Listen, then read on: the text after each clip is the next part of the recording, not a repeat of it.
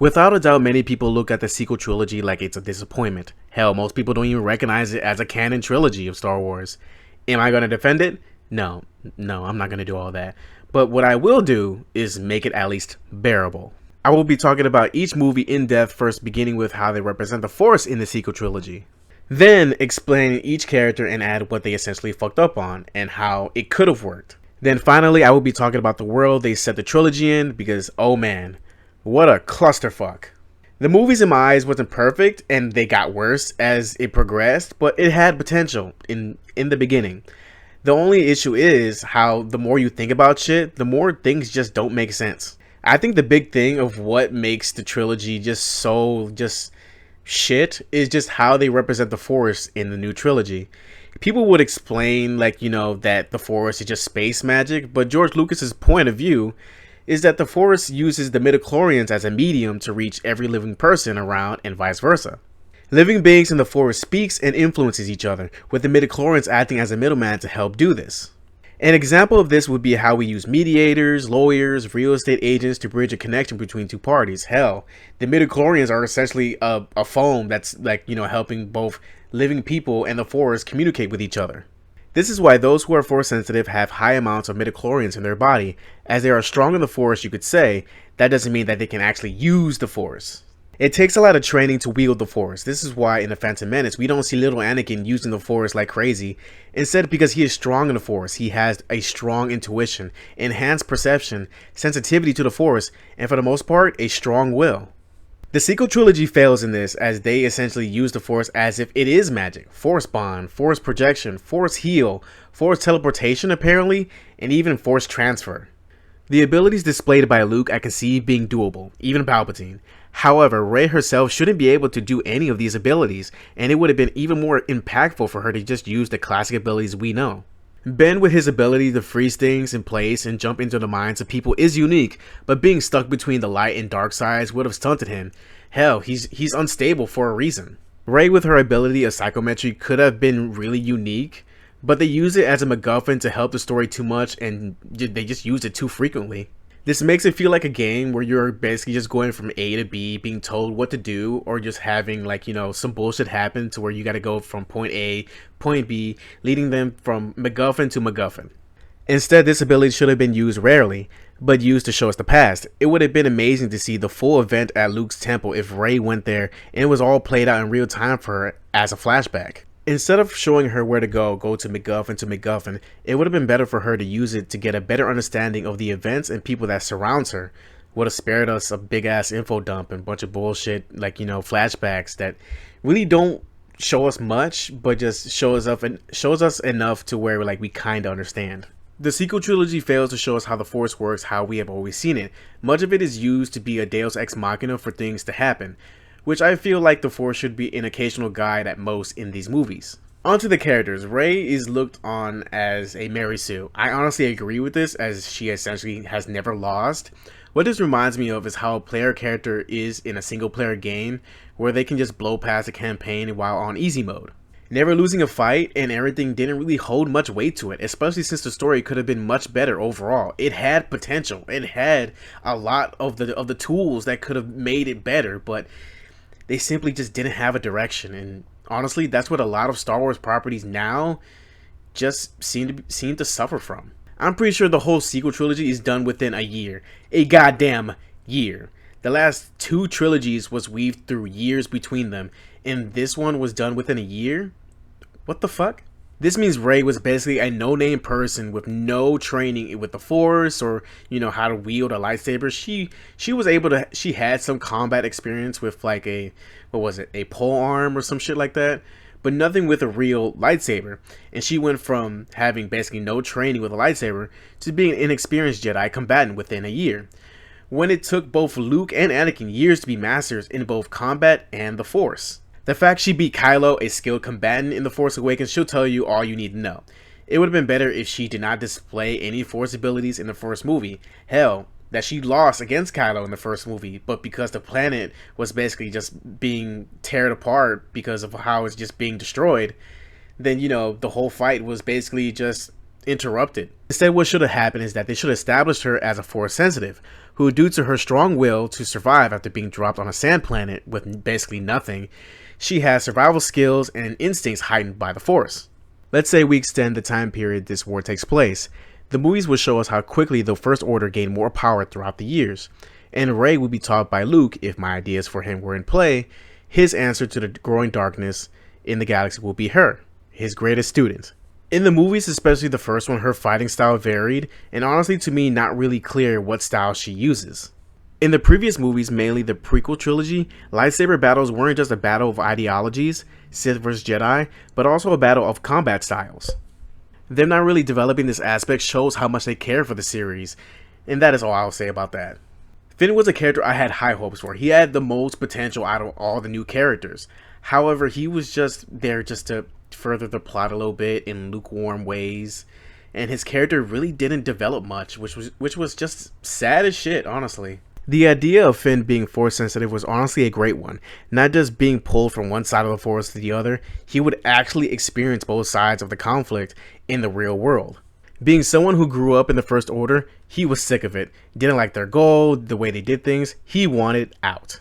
The movies had him just wanting to get out and not wanting anything to do with the war until the end. But if they did his character justice, they could have used this opportunity to develop what Finn wants to do with his life, as well as introduce a dynamic between understanding both Kylo and Rey, tempering them both if possible, and give certain perspectives as an outsider looking in. Switching to Poe, Poe was a cool character but was just relegated to just being the ace pilot and not really a leader figure until he was forced to. It didn't really amount to much as the whole fucking war was done within a year. It didn't really show much of what he can do at all, honestly, and nothing really expressed how skillful he was, and just nothing. It was just nothing for him to do. Poe could have been a leader on the level of Leia during the war with the Galactic Empire, an upcoming leader with a heart of fire and resistance who wants to make the galaxy a safer place. Let's be honest here, we don't know much about Poe's background in the movies, but if they had developed it to where his goals for joining the resistance is to achieve a dream to make the galaxy peaceful or close to it, I think that would be pretty just for him. An idea I have for Poe is that they could have just said that he lived a life on a random planet that changes leadership continuously due to war, assassination, corruption, whatever, right? After the fall of the Galactic Empire. To end this war with the First Order to hopefully end all wars for the time being and focus on peace and prosperity would have been a good end goal for him. Now let's talk about Ben. Ben was someone I had high hopes for too, but his demeanor in the beginning was a whiny little bitch, and I could not fuck with it until he began to actually man the fuck up and took control. Then they immediately made him just Palpatine's bitch, and I'm just like, okay, whatever, right? Ben was someone I felt from day one could not express himself the way he wanted to.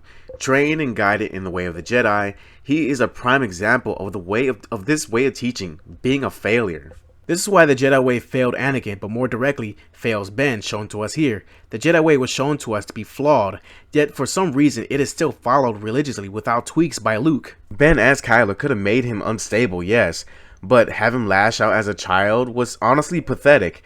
Showing how unstable he is by having his confliction between the light side and the dark side would have been better. Seeing him do good things and bad things would have been better to sort of add to his confliction. Ben was stunted emotionally and mentally, and honestly, this contributed to his unstable nature. He had so much to live up to, but yet he failed in every aspect because no one thought to be better than the ways that failed them previously. It would have been interesting to see Kylo's return to the light side after expressing his anger, frustration, and everything he felt until it blew up in everyone's faces. We could have seen a journey back to the light with Finn as the bridge and Rey as the goal to reach in the light. Now, let's talk about our former hero characters for a moment, starting off with Han. Han was written to basically fall back into his old ways and have a falling out with Leia. I don't know why there's a fixation on making male older heroes fall from grace. It's been a trend recently for like a couple years now, and most people find it just sad and frustrating to see. Han didn't have much of a role in the sequels as he fucking died, killed by Kylo, but I think he should have been a guiding voice for Kylo to come back to the light.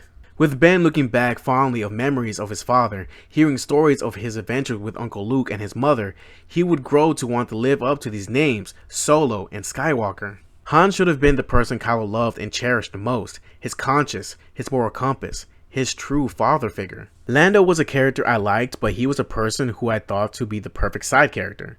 He is someone who assists the heroes in ways we do not see directly. Of course, there was the thing about his daughter being kidnapped and, leading a civilian, fleet to help out our heroes at the very end of the movie. But, I feel like this just scratches the surface of Lando.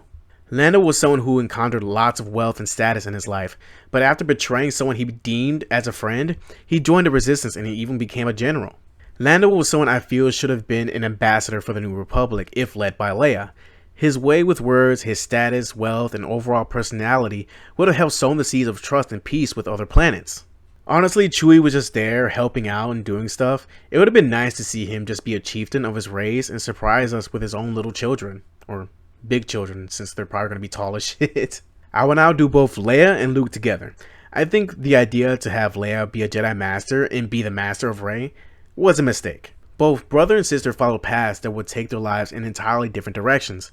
Having Leia be much more than maybe a Jedi Knight in terms of training is a bit much. I also think it's a bit annoying that Leia has to do literally everything and isn't the one with her head up her ass like the government in the sequel trilogy. Leia having the Force to a limited extent is fine. All the Mary Poppins shit she did in The Last Jedi was honestly funny as hell. Luke himself bringing back the Jedi Order is fine. It's understandable, like we all knew was going to happen. But he fell right into the trap his predecessor fell into before. The way the Jedi conducted itself led to its destruction, and what happened here? Luke led the Jedi to its destruction by following the old ways again and again. Instead of making a Jedi Order that his father would have loved to be a part of, where instead of trying to keep his students from wavering, he would trust in the Force to guide them back to the light. Luke knew there was still light in Vader and helped him come back to the light, yet he couldn't believe in the Force to guide others back to it? Big cap. Big cap. I think Luke and Leia were honestly done dirty here. Leia was written to be the leader of the Resistance again, while Luke's whole order went through another extermination. Leia should have been the Supreme Chancellor. She should have had the same, if not more, influence, grace, and power politically like her mother. This way, the New Republic could have had someone leading them to a new era of peace. However, they didn't do so, allowing the New Republic to become lazy, head up their ass degenerates who deservingly got blown the fuck up. Luke should have created a Jedi Order that allowed for much more freedom than the old one did.